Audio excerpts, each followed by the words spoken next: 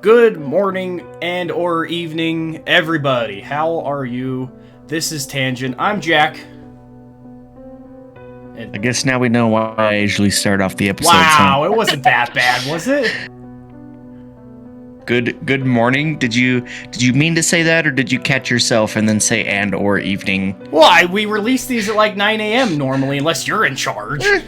That's true. That's true. Hey now, it was one time. One time. Yeah, it's 100% of the times you've. True. Anyway, I'm Jack. Austin and Ryan are here as well. Howdy doody. As is tradition. And boys, it is a pleasure to be here with you today. Indeed, it is. I will say It is warm. bitterly cold. Oh up yeah, here. dude. It's hot in my apartment, but dang, it is cold outside. The heat in my building at work went out. I don't know if it went out yesterday or today, but it was flippin' cold the whole day in there. It was so bad. Are you feeling the polar vortex down in your neck of the woods, Austin? The polar vortex, huh? Oh yeah, we dropped like 40 degrees in one night. It is currently, let's see what the temperature is, 18 degrees outside right now.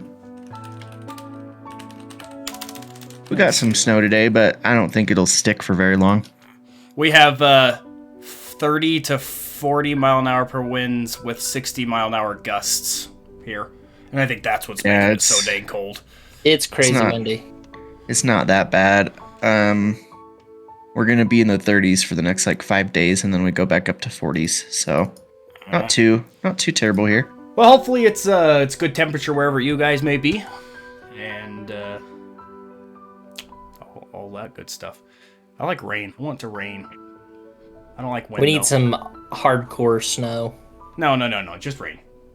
I don't I have- like the snow, but we need it.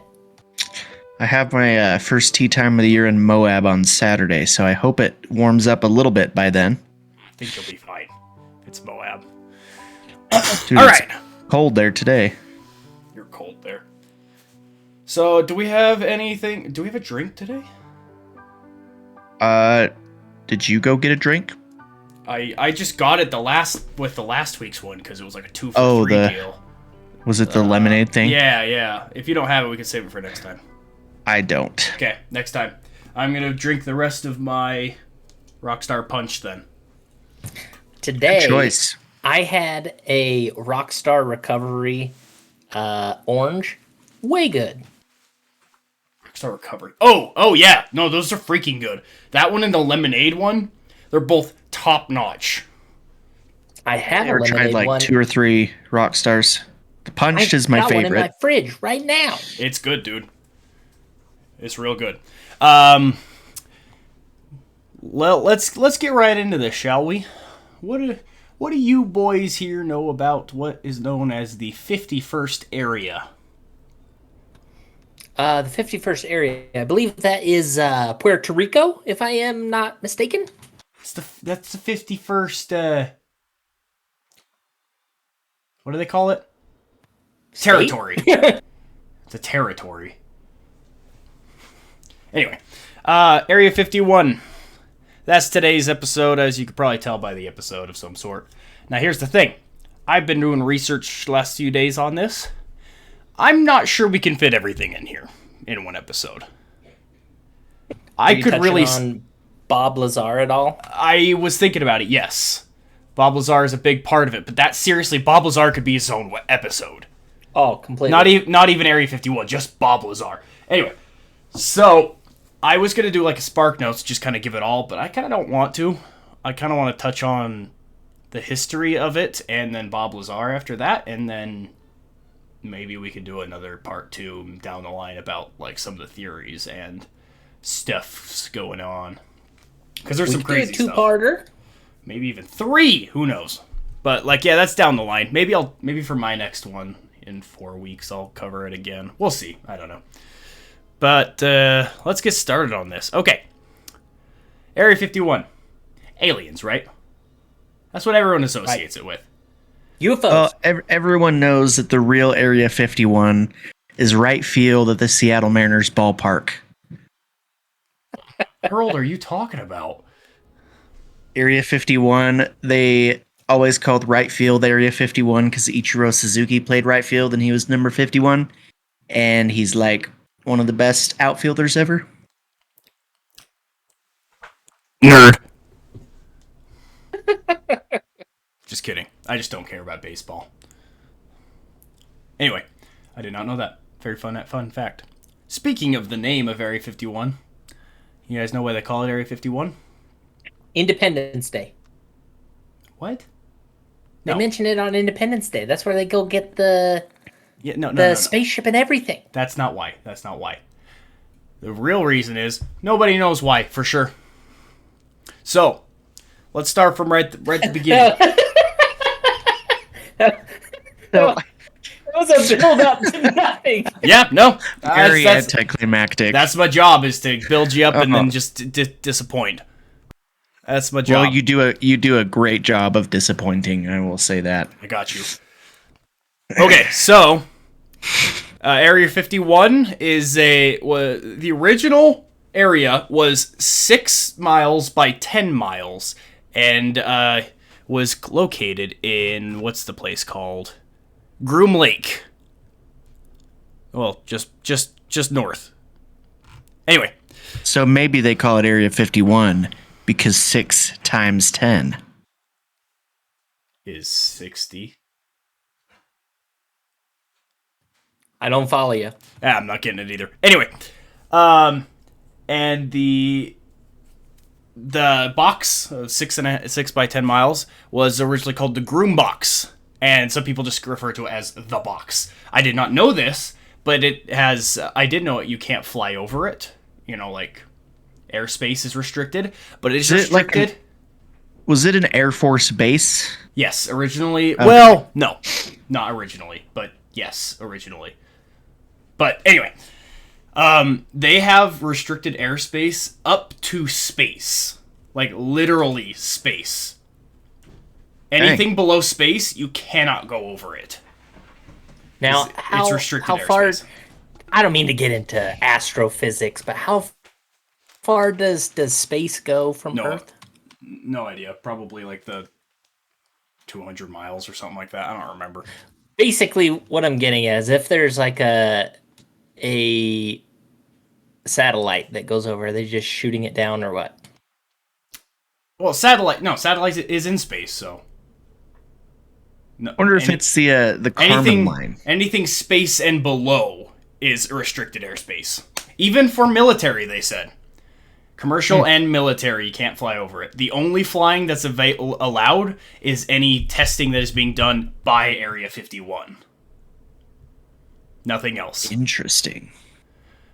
And let's see. Originally, it was the Atomic Energy Commission, the AEC, set up this place, and it had a numbering grid because they used this deserty area of Nevada as atomic research, just in case something went wrong, thousands of people didn't die. Anyway, they had a numbering system. So, talking about atomic research, like bombs, or Yeah. doing like... So bomb research, like nuclear bunker research, like, things for bombs and things to prevent against bombs and protect us from bombs. Like anything atomic related.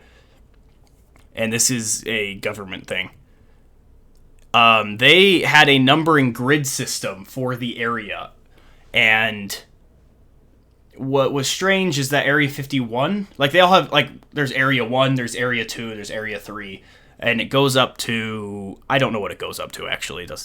I didn't actually see that. But So are all these areas contained within Groom Lake? Like, are they all in this 6 by 10 mile thing, or is that strictly Area 51? That's strictly Area 51. Okay. But Area 51 is adjacent to Area 15. So some people might think just because it's adjacent, it's mirrored to it, so they mirrored it over and get 51 instead of 15. Or the other thing is that the more likely of the two theories about it is that the Atomic Energy Commission basically just said, well, let's pick a number that's high enough that we'll never get to in our actual areas. So, like, would you quit messing with your freaking camera? Nope. I got this weird beam of light coming down. I'm trying to fix it. It looks holy. You look holy. And so, basically, they were like, let's just pick a number high enough that it'll never interfere with the other numbers. And they were like, well, maybe we'll get up to 50, so let's just choose 51. That's the other thing. So where's Area 15 in relation to 51? Let's see. Area 15. Looks like Las Vegas. Here's my question. It is Las Vegas? No. If nothing can fly over Area 51, then how do we have Google Maps of it? Because satellites don't count. Okay. It's in space, again. You guys really don't seem to be grasping this space thing. We should get our buddy Brad to fly his drone over Area 51 and see what happens. Also very, very not a good idea. Let's see. Oh, there's a place called the Horny Airport. What? Oh, Homie Airport. Okay.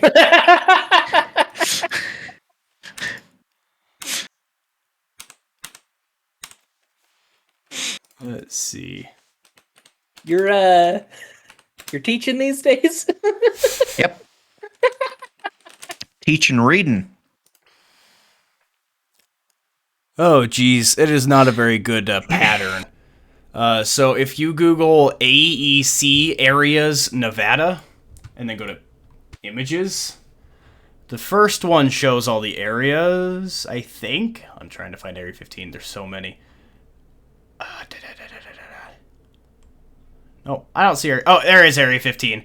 So Area 15's in the upper right. I don't know how that relates to Nevada itself. It's part of the Nevada Test and Training Range, apparently.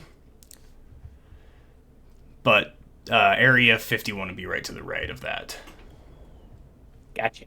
At least the original one, which has since been very, very elongated. Anyway, so do you guys know what the original intention of... So that was like the Area 51, like original intention kind of thing. But then when it actually became like a government secret base, do you know what the main thing was for that? And this is when it became an Air Force base. What's that? It was to... Oh, yeah, we lost you there for a second. The B-2 bomber and the... Nah, I just quit talking while you were... Oh, no, the B-2 bomber is a little bit further down the line. The original is for the U-2, the Lockheed U-2. And it was established in 1955. And it's Project Aquatone is what it was called. It was to develop the Lockheed U-2 strategic reconnaissance aircraft. They basically wanted an aircraft that couldn't be detected by radar. And this needed to be super, super secret for obvious reasons, because this is, for warfare, basically. And if enemies knew we had a plane that couldn't be seen by radar, they would do something about it. So, I love that when I search Project Aquatone, what comes up is like 50% planes, 50% doing water aerobics. Nice. That's a good water aerobic team name, the Aquatones. Anyway, so let's see. It says project director Richard M. Bissell Jr. understood that the flight test and the pilot training programs could not be conducted at Edwards Air Force Base or Lockheed's Palmdale facility, given the extreme secrecy surrounding the project. Conducted the search for a suitable testing site for the U-2 under extreme security as the rest of the project. And that's where Area 51 came to be. And for the longest time, the CIA actually denied the existence of Area 51, probably for obvious reasons. Get out! Yep. They denied it? Yeah. Well, if the CIA said it, it must be true. The U-2 project then evolved into the Oxcart program, which was for the Lockheed A-12 and other anti-radar studies. And that then, I could go into each one of these, but this isn't a, plain podcast. That then, after that, they researched the D-21 tag board. After that, it became foreign technology evaluation. So that the A-12 Oxcart is like the precursor to the SR-71. Yes. And after they did all that, I don't know why they named them this way. During the Cold War, one of the missions carried out by the United States was a test and evaluation of captured Soviet fighter aircraft. Oh my gosh, I can't talk. So basically, if they were to capture Russian planes or aircraft or maybe wreckage or I don't know what exactly, they'd take it to Area 51 to research it and see what they had that we didn't, and that kind of stuff. So the UFOs are Russian? During the 1960s, yes. They did this under the names Have Donut, don't know why, Have Drill, and Have Ferry. Whoever comes up with these names is... So, if they're saying they have donut, that means that they have a Russian plane? No, Have Donut is an MiG 21F-13. That was just the program for it, was Have Donut. Don't ask me why, I didn't look into it that much. And then it kept on going that way. Now, things get a little suspicious from then on. Around what year? Well, all of the years, let's say. First, I'm going to bring up, we're not going to go into it, this is its own episode, but I'm going to bring up the Roswell UFO, probably the famous, most notable UFO event ever. And you can look it up. We could probably go over it another time, but that's a whole episode in itself. But it boils down to that there's a farmer, and he believes he saw what he called a flying disc. And this is before like UFOs were like mainstream, like pop culture kind of thing. So like he didn't even know what UFOs were, but he just said he saw something that looked like a disc flying, crashed into his farm, made like a huge like 300-foot crater, not crater, but whole crash site in his farm. He called the police to come look at it, and the police were like, I have no idea what this is, so they had to call it the military, and the military came in with big armored trucks and basically said, you need to go back inside, loaded up all the debris, and we're out of there, and he never heard about it ever again, kind of thing. Now, that is what people say is the real beginning of Area 51, where they took all of this aircraft to be studied and examined. But what's weird is that was in 1947, I believe Roswell was, and they didn't open Area 51 until like 55. So that doesn't track with me, seeing as it was like 10 years before even Area 51 was officially a thing, but who knows, maybe it was a thing before we knew it. But what I thought was interesting was, did you ever know that Area 51 got sued? For what? By who? Let's see. The widows of contractors Walter Kazza and Robert Frost sued the United States Air Force in Area 51. Robert Frost sounds familiar. I think he was a writer. Yeah, but not that Robert What? Frost. Yeah, that's got it. He wrote the two roads diverged in a wood, and I took the one less traveled, I believe is the Wow. the saying. Quote it. Somebody went to college. I just did. That's Two a roads. That's a very short poem. Two roads diverged in a wood. So and I took the road less traveled. So what in happened? a yellow wood. Oh, Okay, my sorry. word. Go As much as ahead. I love poetry. Let's see. Let's see, they alleged that they had been present when large quantities of unknown chemicals had been burned in open pits and trenches near Area 51.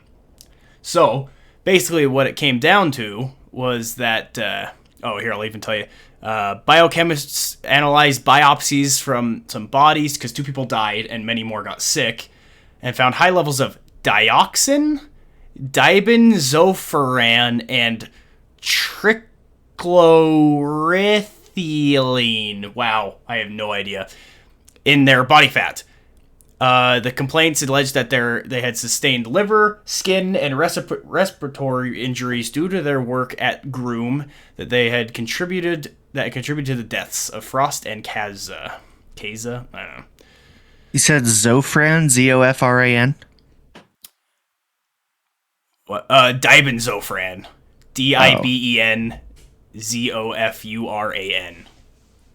Oh, okay. Never mind then. And then, so what happened was basically these are contractors, and I guess they were helping with work there? Doesn't exactly say, but like 5 people got sick and then 2 people died. And they said like, yeah, they were finding like bad chemicals like in their skin, like whatever they're doing there, it involves bad stuff, like for the environment, for people, for everything. So they sued. And basically what happened, there's a little bit more than this, but it basically just came down that Bill Clinton, who was the president at the time, this was 1994, Bill Clinton has basically signed a bill saying that Area 51 was not accountable for, or basically could not be charged and was not held to the same standards as the rest of the world when it comes to environmental issues. So they had immunity, basically. Yeah, basically they had immunity to this kind of crap. What happens on Area 51 stays on Area 51. Yeah, it's just like, hey, they're doing some bad crap. It killed people. It's probably going to kill the environment. Maybe have bad stuff for the air and the plants and stuff like that. And there's like, nope, it's fine. You can't sue them anymore. They have immunity. It's like, okay. Which is, super weird. I mean, they basically just sought compensation for injuries, claiming the Air Force had illegally handled toxic materials and that the EPA had failed its duty to enforce the Resource Conservation and Recovery Act, which governs the handling of dangerous materials.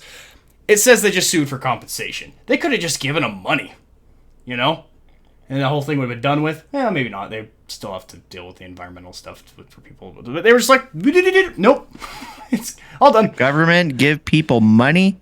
What? Yeah, that's fair.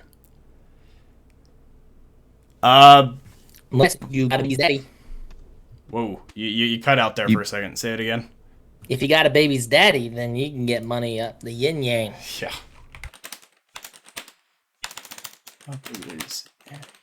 I forgot some key parts. I don't care what the elevation of Area 51 is. I just know that it's no longer that 6 by 10 mile. I apparently did not write it down what it is now, but they've expanded, I think, like 3 or 4 different times now. They would, like, buy out the land, and by buy out, I mean they, like, forced the people off their land and said, here's money, this is our land now, kind of thing. It looks like now it is 23 miles by 25 miles. Okay, yeah, so basically what happened is they needed more space, so they expanded, and then after that, people were still able to see the base from outside the technical borders that they placed. So they bought all the land around it again, just to have like a buffer zone where you can't even see because it's just desert, and then the base. So it's kind of crazy that they, did it that bad. And now they pay a independent contractor. This is what I thought was kind of crazy. The guards at Area 51 that you hear about or whatever? Not government. They're private? They're a private company. Let's see if I can... AECOM, I believe. Yep, AECOM is the name of the company. They are basically a private security. And These guys are nuts. Like, they're basically like Army Rangers type people. And they only do stuff in Las Vegas for like casinos and stuff, and this. And I learned why. Well, okay, I learned a theory as to why they don't use Army or Air Force or whoever to guard it, and they use these guys instead. Government contractors are not held to the same rules as military are. Military have rules like, the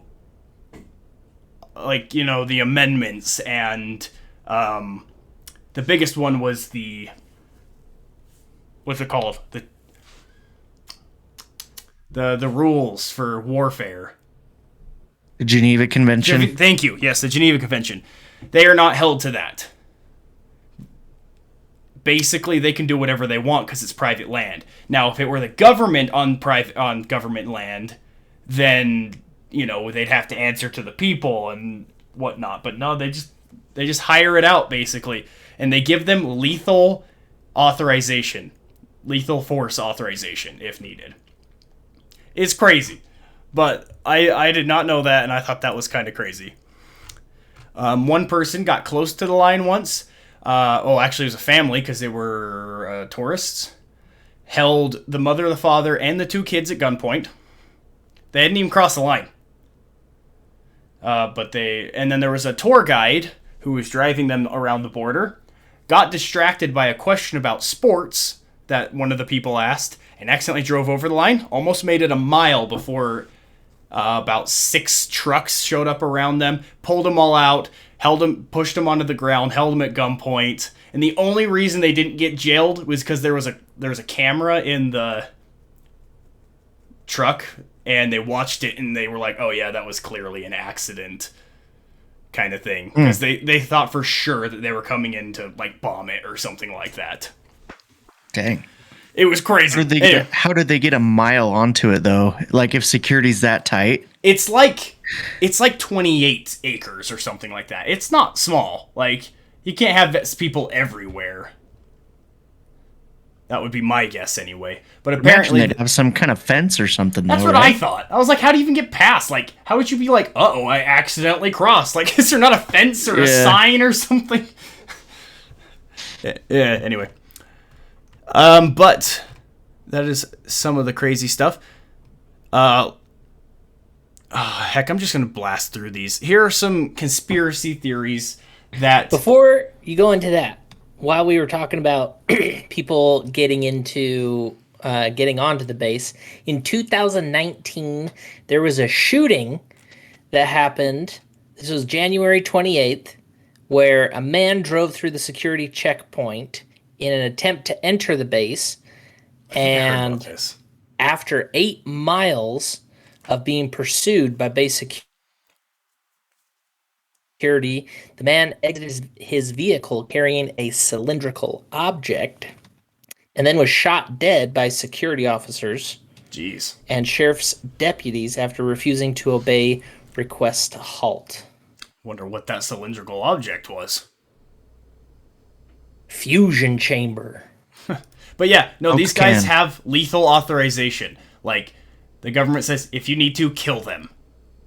And do you guys remember? They're pardoned from that.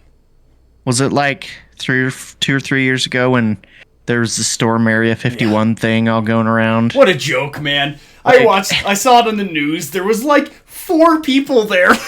Yeah.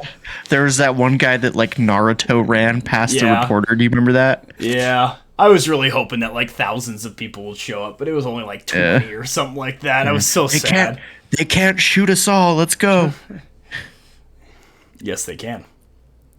You know, if they had run onto the base, it would have been kind of funny if they had anticipated it. They just locked everything up and it was just completely empty. And then they just run out onto an airport. Dude, that's what they should have done. It's just like, seriously, like put everything in like an underground bunker that I'm sure they have. Everything. Then like put like a few like, just regular old jets in there.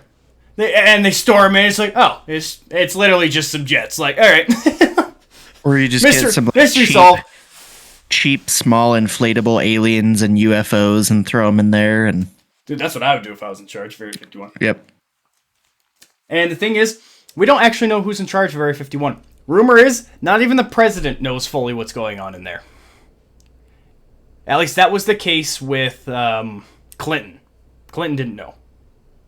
I don't know past that for sure. I'm guessing Obama knew, because in 2013, Obama was the one that officially announced that Area 51 actually existed. It's the first time that they ever acknowledged the existence of it, which is kind of crazy. But then, as well, something else that I found of note is that they've almost, besides the Roswell incident, I've never found them saying, no, we don't do aliens or UFOs or anything. They never say no. They just don't answer.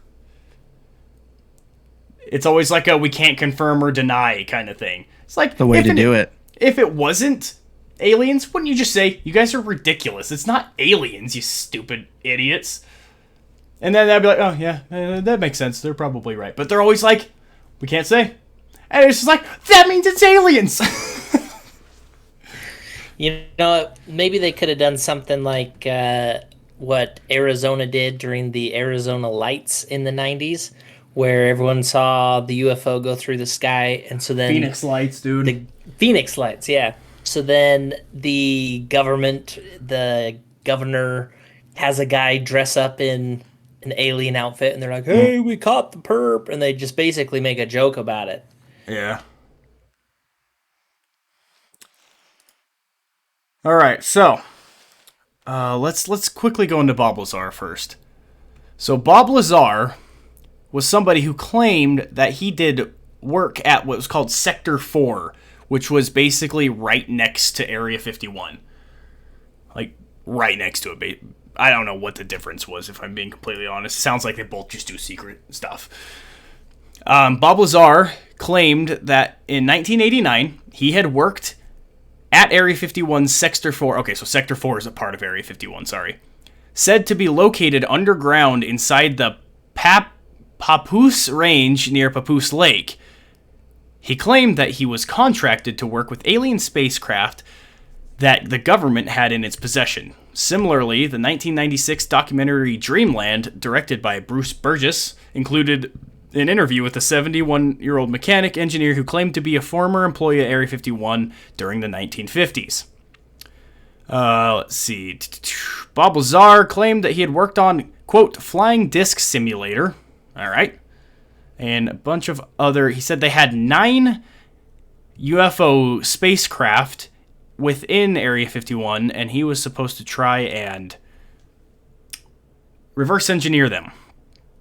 He claimed they used an element that was not even on the periodic table of elements yet, element 115, which I believe is Moscovium. And he said that Moscovium, the aliens had used them to basically create their own gravitational force, which meant they could move, these spacecraft without any fuel and any combustion.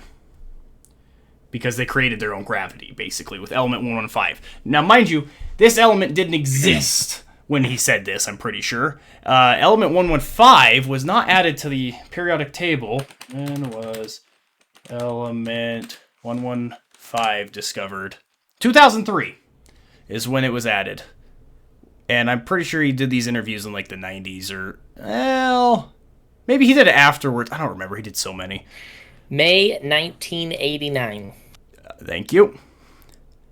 So yeah, that wasn't even on the periodic table of elements yet, which is also kind of like, ooh, they had elements we didn't even know about. Which, how many are there now? Like 118 now? Periodic table of elements. I think there's 118. I could be wrong. Yeah, 118. But yeah, Moscovium. Apparently, Moscovium is insanely dangerous and unstable and insanely heavy or something like that.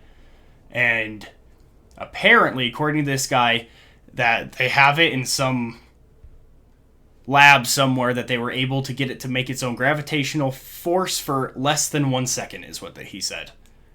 Who knows if that's true or not, but I mean, like, if it is, oh geez. Kind of doubt it, or else we'd have flying cars, but whatever. So Anyway. supposedly they were able to use element 115 at a later time to somehow manipulate gravity. Yes, I think so. It's what he claimed. Again, who knows? Maybe Who's he? Bob Lazar. Lazar. Bob said that? Yeah.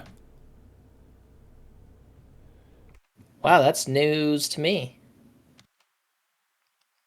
Lazar claims that he had examined an aircraft that ran on antimatter reactor powered by the element 115, which at the time had not yet been synthesized. He also claimed to have read U.S. government briefing documents that described alien involvement in human affairs over the past 10,000 years.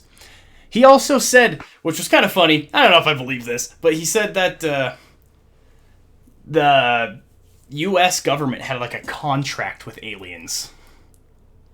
And the deal was basically, we get to examine their stuff, but they have to keep them hidden from the public. Was the deal. Like, hey, we're aliens. If you keep us hidden and don't acknowledge resistance, we'll help you with technology or something like that. Which I don't believe that, or else we would have, much better stuff than we do now. Well, I don't know. Aliens maybe are stupid. Who knows? But anything else Lazar? I can't remember if anything else Lazar said was of super note. Lazar said a ton of stuff. He actually did this. He started when he first started, whistleblowing all of this stuff. He did it under, he think he did it on a news show. And he had his voice altered and didn't show his face or something like that, of one of those super anonymous things. And went by the name Dennis. Why would you go by the name Dennis? Anyway. Supposedly, his boss that was just above him, his name was Dennis. Oh, really? And he was saying this to George Knapp, who was a reporter for KLAS in Las Vegas, a TV show. Yes. And anyway, he stopped doing it under anonymity. Holy crap, it's too late for this. Anonymity. Anyway, he came out and said, all right, this is actually me. This is my identity, blah, blah, blah. And people were like, why did you do that? Why did you give up your name, basically? And he was like, they already knew it was me. I'm coming out, to the public because I want people to know if I disappear, there's a reason why. He's like, being anonymous did not help me keep me from them, so I want people to know it's me, and if I disappear, they know why, kind of thing. Which, good for him, but he, didn't get killed in any crazy car accident or whatever, so who knows. I don't know how we've been going for 40 minutes. I don't want to keep it too long. I'm trying to spark notes this. I don't know. Well, yeah, I'd say that Bob Lazar has a crazy story in and of itself that is worth diving into at another time. Oh, for sure. That could be multiple episodes on its own. Yeah, it's kind of crazy. It's kind of funny that universities from which he claims to hold degrees from show no record of him, and supposed former workplaces have disavowed him. That seems weird to me. It's like, that's what everyone uses to discredit him. Well, there's more stuff on that of evidence. That I mean, if I had at those places, if I had someone go to my college or work at my place, and then they kind of went crazy, I wouldn't be like, yeah, no, we have no idea who that guy is. We're like, oh yeah, he worked for us, or yeah, he came to here. No idea what he's doing now. I wouldn't take him off. I wouldn't disavow him or take his degree away. I feel like that's, maybe the government being like, hey, scratch that. It was the first cancel culture. Yeah, seriously. In 1990, he was convicted for his involvement in a prostitution ring. And again in 2006, for selling illegal chemicals. So let's be real. He wasn't fully with it, man. but I mean, he was smart. Moving on from Bob Lazar, I want to just touch on some of the more notable theories, and see what you guys think of them. I want to hear your, like, maybe not like 1 out of 10, but like believability on what these are. Okay, 1. The storage, examination, and reverse engineering of crashed alien spacecraft, including material supposedly recovered from Roswell, the study of their occupants, and the manufacture of aircraft based on alien technology. What do you think? Likely, unlikely, or somewhere between? I want to say likely. Just because I want to believe in aliens. Right? So bad. And that's what you always hear Area 51 is it's the alien place. Right. I remember watching Discovery Channel stuff when I was a kid and getting freaked out. About Area 51 or aliens? Yeah, aliens at Area 51, sorry. I think that I am undecided between likely and unlikely. Okay. Ooh. Let's see. Hold on. I forgot to bring up one thing. Like you, Austin, I want to believe it. But based on the lack of evidence and stuff for... I don't know. Like, it's just Area 51 specifically that we're talking about here. We talk That's about fair. UFOs and other things and other That's a places different or story other for events. sure. That's completely different. This particular thing, there just doesn't Okay. quite seem to be like as heavy of evidence as like other encounters or things like that. I mean, I don't know. Maybe there's all kinds of stories of people actually seeing stuff out at Area 51, but there's no genuine stories that come to mind. So here, I forgot one detail. Well, 1 or 2 details. And I can't remember what it was. I apparently didn't write this down either. I want to say it was 2018.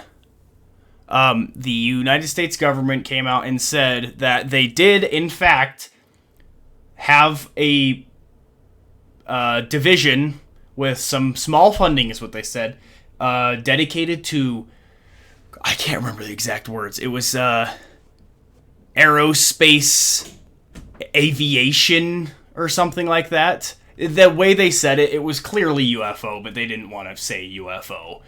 And the small amount they said was $22 million towards that, which I don't think is that small. And honestly, that probably was not, they probably did more than that. But they did say, basically they admitted that they had some people researching alien spacecraft.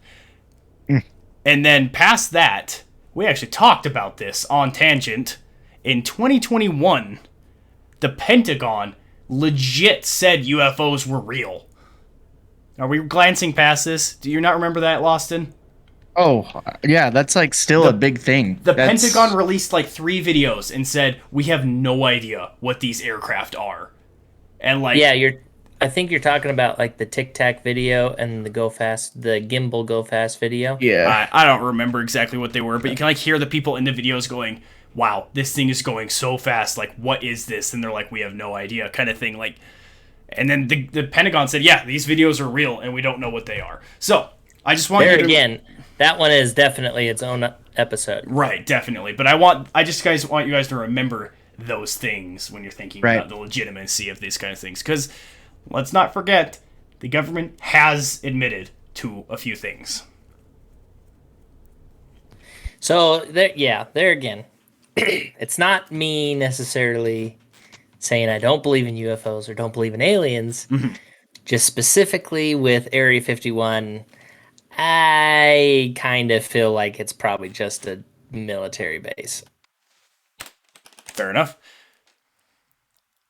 So then where are they researching aliens, right? That is happening in the under the ice secret base in Antarctica. Of course. Of course. What were we thinking? You have a lot of aliens in your neck of the woods, though, Austin. I do. In the desert.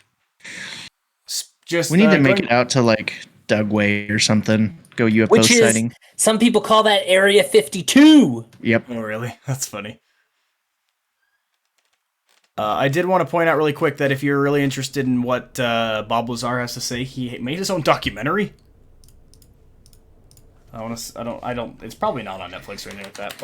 I think it's called Bob Lazar. I think it was on Amazon Prime, and it was done by I forget the journalist. It's called Is it Bob Bob Lazar, Lazar? Area 51 and Flying Saucers. Yep. We should that'll- watch it. Do go. It has a 20% on Rotten Tomatoes, so just putting that out there. It does say it's on Netflix and Prime. I saw it, and it was good. I yeah, really liked it. I haven't seen it. Oh, I'm you actually- really you curious watched it, now, huh? though.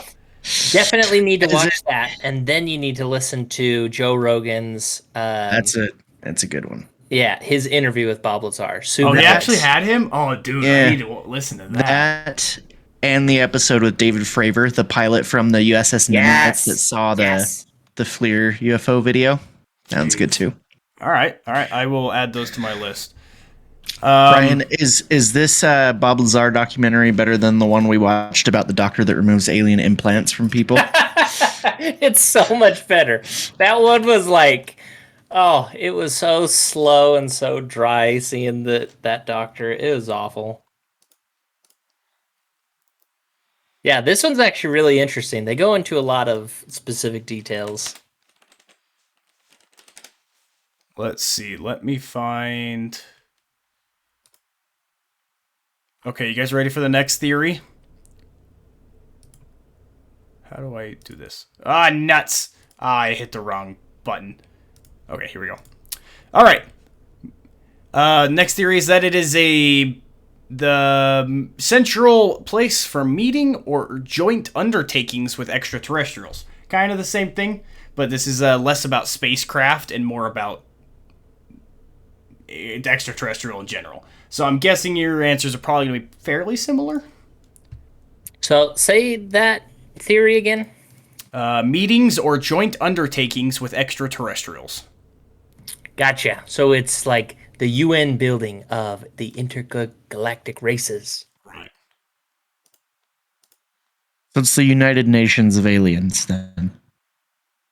I suppose so. I give that a no. Okay. Well, I think if it's yeah, I don't know. Probably a no for me too. I think they're more investigating aliens there rather than having summits and conferences Okay, so- with them. Well, first of all, not that I like. I mean, okay, that's an all right theory, but I mean, there's no like spice to it. There's nothing to like bring it in. There's no abduction.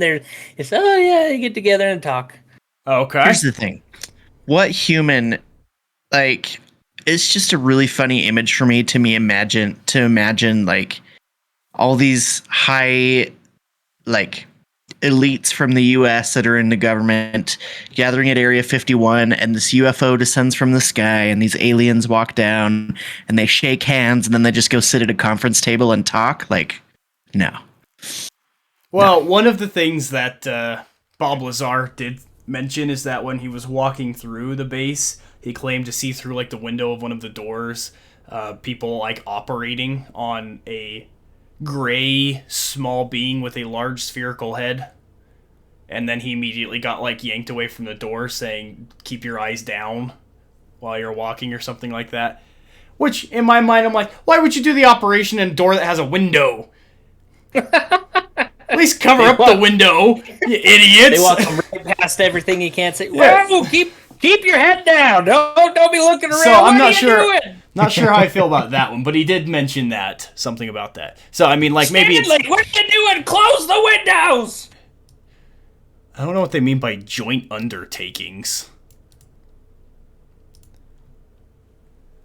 Joint undertaking is a term rarely used in practice and not well accepted by doctrine. In the larger sense, includes any form of agreement between two or more participants. Oh, well, that's boring. Okay. What's the next Next, one? the development of exotic energy weapons for the Strategic Defense Initiative or other weapon programs. 100%. I could see that. Yep, for sure. I think it ties in with researching aliens, though. Researching extraterrestrial technologies, like different propulsion, different like materials, armor, weapon technologies. I think it all ties in together. Okay. Next. The development of weather control. No. No. People That say one's it's up Up in in Alaska. Alaska, my friend. Yeah. I didn't even hear about this at all. Like, I didn't know it was a thing, but apparently there. Did you know that we've tried to try to control hurricanes before? I didn't know that. And then you got Trump's theory. What if you just drop an atomic bomb inside of a hurricane, huh? I don't know. That probably would disrupt it enough. Well, But if anyone would do that, it would be America. anyway, like, I didn't know that. Apparently, we've been like dropping some like chemicals in like hurricanes and stuff like that for a little while now. Well, not recently. Chemicals. Aren't they devastating Not- enough? Do we need to add more chemicals to I them? don't know if it was chemicals. They said it. They said the name for it, and it was something so weird. I had no idea what it was. Like, Let's put imagine in it, and then we'll light it on fire. Well, like imagine that you survive a hurricane, your house is 3 streets over, everything is destructive, but then there's like lingering chemicals that give you all cancer and you all die from that. Like, that just seems weird. And then they say that they use it in the desert so that nobody can like get hurt or whatever when that weather control goes wrong. I don't know if I believe this one either, but it is a theory. Let's see. If they could control We worked the with weather General down there- Electric in the attempt to control a hurricane, apparently. From 1962 to 1983, the government ran a project called Storm Fury, where they used silver iodide to weaken cyclones. So, silver iodide, that's what I heard. I don't know what silver iodide is, but I don't want to be ingesting it either. Silver iodide is an inorganic compound with the formula AgL. It's a bright yellow solid. Highly photosensitive, exploited in silver-based photography. Darkens on exposure to light. It is used in photography and artificial rainmaking. See? Ooh, so that we're talking chemtrails. Yes, sir. All right, next theory. The development of time travel and teleportation technology. Ties in with aliens and all the weapons stuff. Yep. Yeah. I mean, it could just as easily be researched there as any other military base. Why not? Right? Next is the development of exotic propulsion systems related to the Aurora program. 100%. Totally. Same thing. I don't know if you guys do you know what the Aurora program is. It is it was in the mid 80s to make Renaissance aircraft, basically that could no one could ever find or see or whatever. They made planes like complete triangles, and it looked ridiculous. If you look up Project Aurora, you can see what they were like supposed to look like. And bruh, it looks like looks like a UFO. If I'm being completely honest. I could see how someone could mistake that for a weird UFO, yeah. I mean, if I'm not mistaken, some of the stealth aircrafts were also researched or developed at Area 51, right? Right. Okay.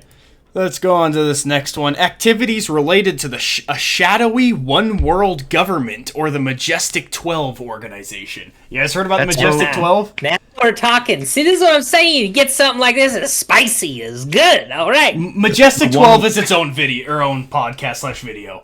I'm not even going to touch on that.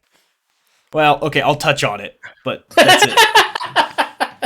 Majestic 12, also known as the MJ-12 for short, is a purported organization that appears in UFO conspiracy theories. The organization is claimed to be the code name of an alleged secret community of scientists, military leaders, and government officials formed in 1947. Basically, think Men in Black, similarly. But, yeah, so, what's your thoughts on that? I need Mountain Dew. The one world government to me that I think is more Bohemian Grove than Area 51. I don't know anything about that, so that you'll have to. You take don't know that about episode. Bohemian Grove? Oh, that's a good episode. That's a good one. That's a good one. Well, one of It's you has basically to carry that one. Basically, it's like this retreat for the elite of the elite around the country and the world, and they go there, and supposedly they do weird stuff, but they have this ritual where they burn a giant owl that's named Moloch, and they like all wear these weird robes and stuff. But it's like political figures, business magnates, and like powerful people from around the world that go there like every year. So Alex Jones has done, if you can stand listening to Alex Jones, has some information on Bohemian Grove. But interesting. I think we should do an episode on that too. Well, you can choose that as your topic. I'd love to hear that. That sounds crazy. All right. Let's see. Is there any more noteworthy theories? Unknown chemical research. It's like coming up with new elements and chemical warfare kind of stuff. I definitely think so. There's the whole desert area that they're able to test out there and do whatever they want. So for sure. Yeah. Making and or storing of black helicopters. Do you know what black helicopters are? I didn't know what they were. The stealth helicopters that were used in the Bin Laden raid? No, this is referring to the helicopters that always seem to follow a UFO sighting to clean up the any evidence. Like Men in Black, basically. But they're black helicopter? I didn't hear about it at all until this, so. Says the black helicopter is a symbol of an alleged conspiratorial military takeover of the United States in the American militia movement and has also been associated with UFOs, Men in Black, and similar conspiracies. Stories of black helicopters first appeared in the 1970s and were linked to reports of cattle mutilation. So where I've heard of black helicopters is what Jack said, like after people see a UFO, then these government officials come and say, hey, you didn't see anything, but then like they'll also report seeing military helicopters chasing after the UFO. So interesting. All right. This one, kind of a no-brainer. This theory is secret military aircraft. I wonder if they do that. Definitely not. Oh, they wouldn't keep secrets from us. We have a trustworthy government. The interrogation of captured alien/alien autopsies. That's just another alien thing. And those are the most prevalent ones. So honestly, like I feel the only ones that I really don't think it is like having an intergalactic UN there. That seems kind of... that's funny. Why would you do it there? Well, I mean, hey, you take them over to Vegas and you show them a good time. So I don't know. Sir. And then Do you know that every employee gets flown in to Area 51? You're not allowed to drive on? I didn't know that. They've got their own special airline that just has a red bar going across it. And then the airlines that fly them is called Janet Airlines, which I thought was weird. I'm like, I've never heard of Janet Airlines before. And that's because it's only used for basically that. That's it. Highly classified fleet of passenger aircraft operated for the United States Department of the Air Force as an employed shuttle to transport military and contractor employees. Yep. Let's see. And it actually stands for something. It's an acronym. It's just another non-existent terminal. Ah. Could they be more on the nose? Wait, just another non-existent terminal? So there's more than one? Apparently. Okay. But there's a few more things I wanted to say here. Let's see. It says in the mid 1950s, civilian aircraft flew under 20,000 feet, while military aircraft flew up to 40,000 feet. The U-2 began flying above 60,000 feet, and there was an increasing number of UFO sightings reported. Sightings occurred most often during early evening hours when airline pilots flying west saw the U-2's silver wings reflection on the setting sun, giving the aircraft a fiery appearance. Many sightings reports came to the Air Force's Project Blue Book, which investigated U.S. UFO sightings. That's the one I was talking about, I believe. Through air traffic controllers and letters to the government. The project checked U-2 and later Oxcart flight records to eliminate the majority of UFO flight reports that it received during the late 50s and 60s. Although it could not reveal to the letter writers the truth behind what they saw. Similarly, veterans of exponential projects such as Oxcart saw at Area 51 agree that their work inadvertently prompted many of the UFO sightings and other rumors. So, of course they're claiming this, but they're basically claiming that it was their U-2 testing that was basically all of the UFO sightings. I mean, of course they would, but it also kind of makes sense. But the U-2, it looks... You could easily identify that as a plane. It's unique, but it's pretty easily identifiable as a plane. Yeah, that's kind of weird to say that that's everything.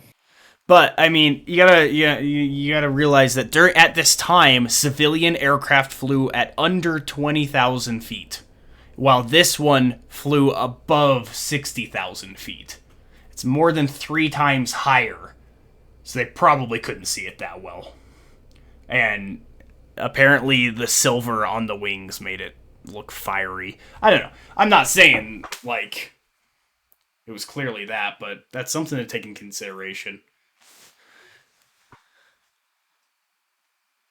I will say it has a unique look to it for its time, for sure. Mm-hmm. It is unique, but... And the whole point of it was to fly so high that it couldn't be seen by radar. And achieve that goal. And it could basically fly for so long. At the time, it was insane how the distance it could cover. Flew at over 70,000 feet. Pilots must wear a full pressure suit, similar to those worn by astronauts. I want to see if it had the range on here somewhere.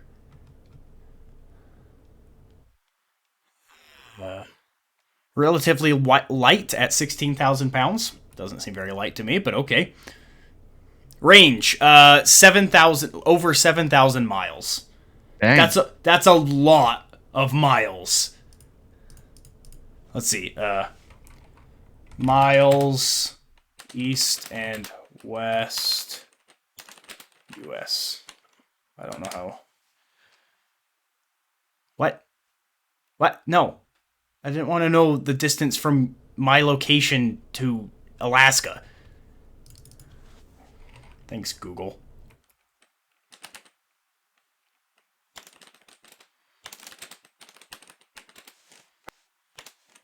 Let's see. Okay, the length of the United States is 2,800 miles wide.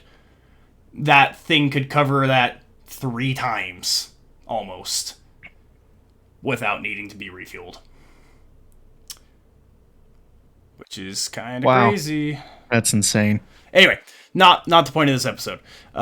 Something else is that many of the hypotheses concerned underground facilities at Groom or Papoose Lake, also known as S4, which Bob Lazar was mentioned at, and claims of transcontinental underground railroad system, and disappearing airstrip nicknamed the Cheshire Airstrip. Have you guys heard of that? Nope. Okay, apparently the Cheshire Airstrip, it briefly appears when water is sprayed onto its camouflaged asphalt and engineered based on alien technology.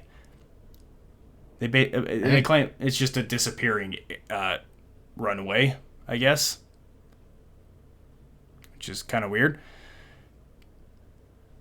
They believe that the rumors helped to maintain secrecy over Area 51's actual operations. The veterans deny the existence of a vast underground railroad system, although many of Area 51's operations did occur underground. What else do we got? I guess we can go over, in July of 2019, more than 2 million people responded to a joke proposal to storm Area 51, which appeared in an anonymous Facebook post. Titled, Storm Area 51, They Can't Stop Us All, in an attempt to, quote, see them aliens. There's a picture next to it that says, clap alien cheeks. Alien cheeks. Goodness. Actually, I was wrong. Apparently somewhere between 1,500 and 3,000 people showed up to the festival, while over 150 people made the journey over several miles of rough roads to get to near the gates. Oh, so only 150 people made it to the gates. 7 people were reportedly arrested during the event. Nice. All right, that's about an hour. I'm going to stop right there.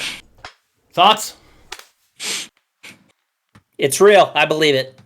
Well, of course it's real. It's definitely a real place. Aliens, I'm on board. Aliens are there. There's no way we're the only ones in the universe, so that's clear. But who knows for sure? I want to know if I remember at least a little while ago, Area 51 was blocked out on Google Maps, like blurred out. Is that still the case? So it seems like in the early 2000s that Russia put out a satellite image of Area 51, and then from there, basically the genie was out of the bottle and they quit trying to hide satellite photos. That's probably around the same time that they acknowledged the existence of it. Obama was the one that said, yes, it exists. And I'm sure after that, they're like, yeah, we don't care anymore. But I remember looking at Google Maps as a kid and looking at it and seeing it was just like a big, like, blurred square. Yeah, I remember that as well. But yeah, it's kind of crazy. Very crazy. And there's seriously so much, like, I like studying for this. I like watched like 4 videos and like 2 podcasts, and there's still so much that like I have no idea about. Okay. So tell us what you think Area 51 is all about. And if you would like to hear an episode on Bob Lazar and what was that one you're talking about? The Paradise Grove? Bohemian Grove. Bohemian Grove. That's So, a good one. That's going to take some research. That'll take you down a dark, dark hole.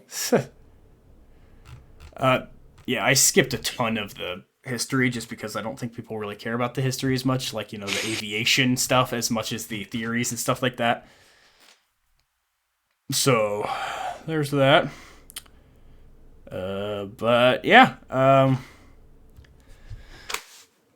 Area 51. Aliens. That's well fun. done, Jack. Well done. Aliens. That's my favorite meme of all time, dude. So good. It's a classic, Aliens. dude. It is. But yeah. You guys got anything else to say before we wrap up? I don't think so. It's been fun. It's been a pleasure. Sorry, we're recording later than normal, and that's my bad. I was on the road, but so sorry to keep you guys up a little bit later than normal. That's all right. Just remembered the news that we needed to talk about. My goodness. That it is February 22nd, 2022, and in 22 minutes, it is going to be 22 hours and 22 minutes. That's pretty big. Ooh. Wow. Well, by the time they listen to this, it'll be the 28th, but that's fine. Yeah. In spirit, you're going to be celebrating with us. I'm sure you celebrated in your own way last week, but yeah. Happy Tuesday. Tuesday. Tuesday. All right, thank you everybody so much for listening and or watching. We love you all. And you guys got anything, or am I going to finish this off on my own? Finish it Go for off it. strong, just how you started it up strong. Rude. Thank you so much for watching. Share with your friends if you have friends that are interested in this kind of crazy stuff. Send us what you think what we should talk about. Any crazy stories you've heard about. Any personal stories you'd like us to read on the air, anonymously or not. And subscribe, now that that's a thing, because we're on YouTube. And comment. We're on YouTube. On the YouTube. And have yourselves a lovely week until our next episode. Farewell. Goodbye. Goodbye.